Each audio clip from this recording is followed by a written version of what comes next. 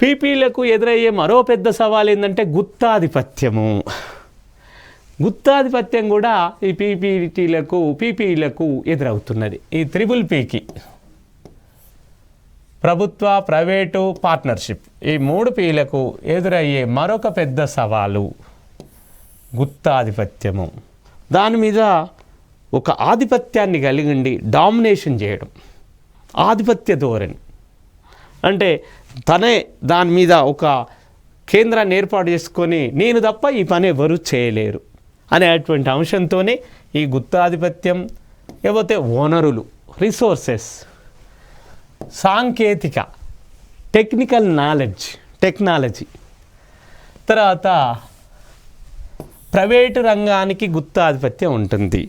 ఈ ప్రైవేట్ సెక్టార్కు దీని మీద ఆధిపత్యం ఉంటుంది. ఇది నేను మాత్రమే చేయగలుగుతా, ఈ పని ఎవరు చేయలేరు అనేటువంటి ఒక ఆధిపత్య ధోరణి. ఇలాంటి అన్నీ ప్రైవేట్ రంగానికి ఉన్నాయి.